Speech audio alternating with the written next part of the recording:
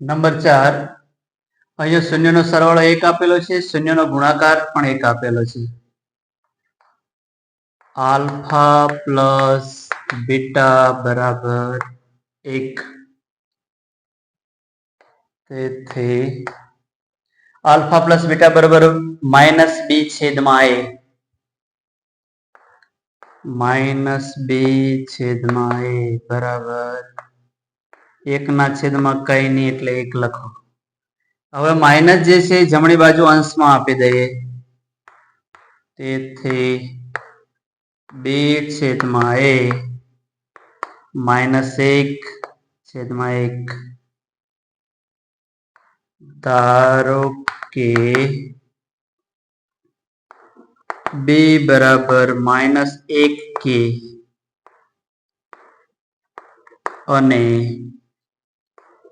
એ બરાબર પણ 1 કે. 1 આપણે લખતા નથી તો બી બરાબર અંશ માટે અંશ, છેદ માટે છેદ.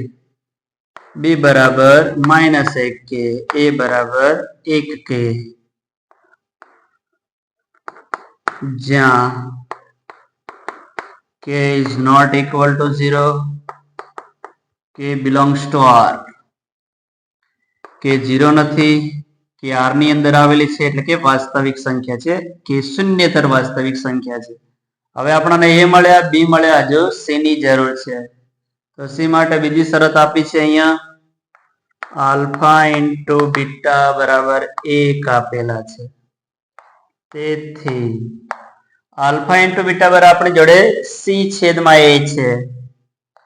તો સી છેદમાં એ બરાબર 1. એ ને અહીંયા જમણી બાજુ જશે એટલે અંશમાં જશે, ગુણાકારમાં જશે.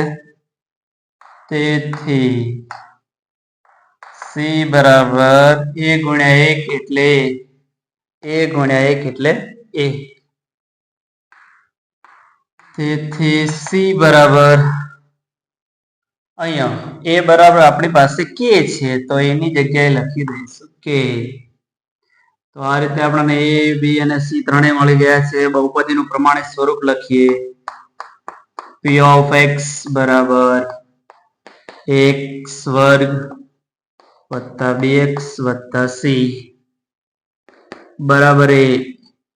એ બરાબર આપણી પાસે કે છે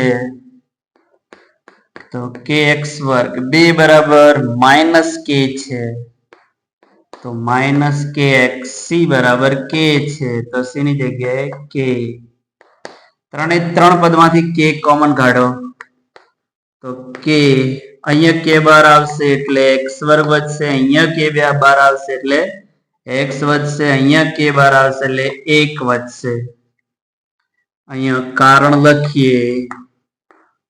કારણ k is not equal to 0, k belongs to R. કે એક શૂન્યેતર વાસ્તવિક સંખ્યા છે. તો આ જે x વર્ગ માઇનસ x વત્તા 1 મળે એ આપણે માગેલી દ્વિઘાત બહુપદી છે.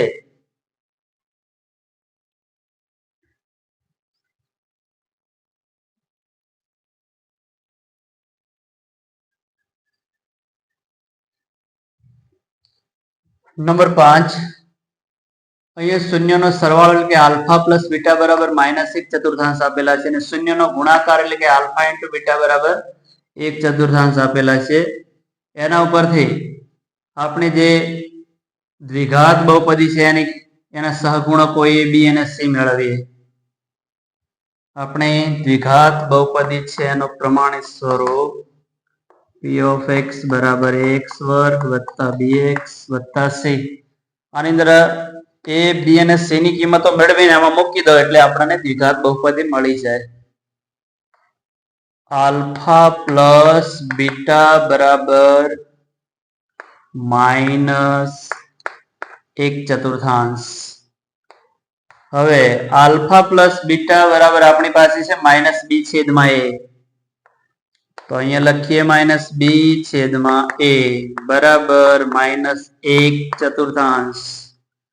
હવે જો અહીંયા બંને બાજુ માઇનસ છે, બંને બાજુ માઇનસ હોય તો દૂર કરી દેવાનો. તો બી છેદમાં એ બરાબર 1/4. ધારો કે બી બરાબર કે, અંશ માટે અંશ, છેદ માટે છેદ, અને એ બરાબર 4k. અહીંયા કારણ લખીશું જ્યાં k is not equal to 0, k belongs to R. k શૂન્યતર વાસ્તવિક સંખ્યા છે. આલ્ફા ઇન્ટુ બીટા બરાબર પણ એક ચતુર્થાંશ આપેલા છે. આલ્ફા ઇન્ટુ બીટા બરાબર આપણી પાસે છે સી છેદમાં એ બરાબર એક ચતુર્થાંશ. હવે એ છે અહીંયા ભાગાકારમાં છે, જમણી બાજુ જશે એટલે ગુણાકારમાં જતું રહેશે. તેથી સી બરાબર એક ચતુર્થાંશ એ. એની કિંમત આપણી પાસે 4 છે, તો જે જગ્યાએ એ છે તે 4k મૂકી દઈએ. સી બરાબર એક ચતુર્થાંશ ગુણ્યા એની કિંમત આ રીતે લખીએ 4k.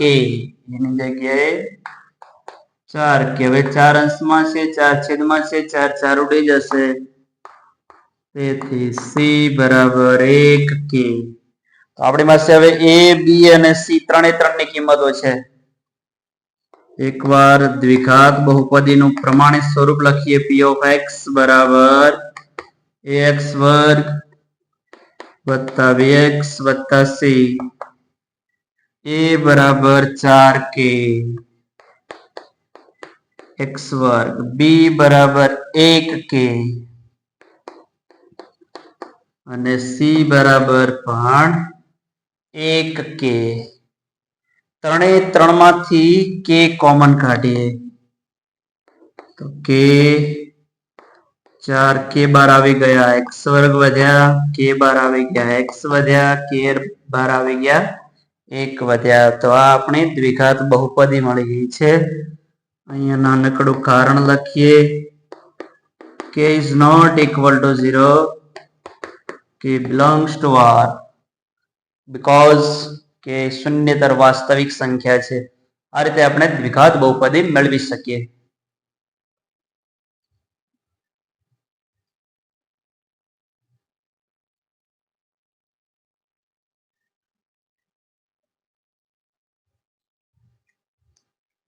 Number 6, alpha plus beta બરાબર 4 આપેલા છે. આલ્ફા ઇન્ટુ બીટા બરાબર 1 આપેલા છે. આલ્ફા પ્લસ બીટા બરાબર 4. તેથી આલ્ફા પ્લસ બીટા બરાબર આપણી પાસે માઇનસ બી છેદમાં એ છે, તો એની જગ્યાએ લખીએ માઇનસ બી છેદમાં એ. 4 ના છેદમાં કઈ નથી એટલે 1 લખીએ. હવે આ બી પાસે માઇનસ છે, 4 ને આપી દઈએ. બી છેદમાં એ માઇનસ 4 છેદમાં 1.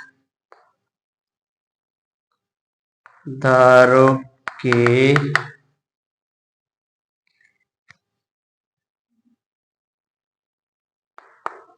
બી બરાબર -4k અને એ બરાબર 1k. અંશ માટે અંશ ધારવાનો, છેદ માટે છેદ ધારવાનો. જ્યાં k is not equal to 0, k belongs to R. એટલે કે એક શૂન્યતર વાસ્તવિક સંખ્યા છે. આપણને દ્વિઘાત બહુપદી માટેનો a મળી ગયો છે, b મળી ગયો છે, જો c નથી મળ્યો. એના માટે ગુણાકાર આપેલો છે શૂન્યનો. આલ્ફા ઇન્ટુ બીટા બરાબર 1. એની જગ્યાએ આપણું સૂત્ર છે c છેદમાં a. c છેદમાં a બરાબર 1. અહીંયા ભાગાકારમાં છે અને ગુણાકારમાં લઈ જઈએ. તેથી c બરાબર a ગુણ્યા 1 એટલે a. એ અહીંયા એક સાથે ગુણાશે એટલે a આવી જશે. તેથી સી બરાબર, હવે એની જગ્યાએ કે મૂકી દેવાનો છે, તો એની જગ્યાએ કે p of x બરાબર ax વર્ગ પ્લસ bx પ્લસ c. એ બરાબર આપણી પાસે કે છે કે x વર્ગ, b બરાબર -4k છે, -4k x એમ, c બરાબર k છે, તો k લખી દઈએ. ત્રણે ત્રણ પદમાંથી k બહાર કાઢીએ. અહીંયા k બાર આવી જાય તો x વર્ગ વધશે, અહીંયા k બાર આવે એટલે 4 વધશે ને કે x વધશે, અહીંયા k બાર આવશે એટલે 1 વધશે. અહીંયા કારણ લખીએ, k is not equal to 0, k belongs to R. k એક શૂન્યતર વાસ્તવિક સંખ્યા છે. તો આ રીતે વ્યવસ્થિત તમે દાખલા ગણશો તો પૂરેપૂરા ગુણ મળશે. જય માં સરસ્વતી.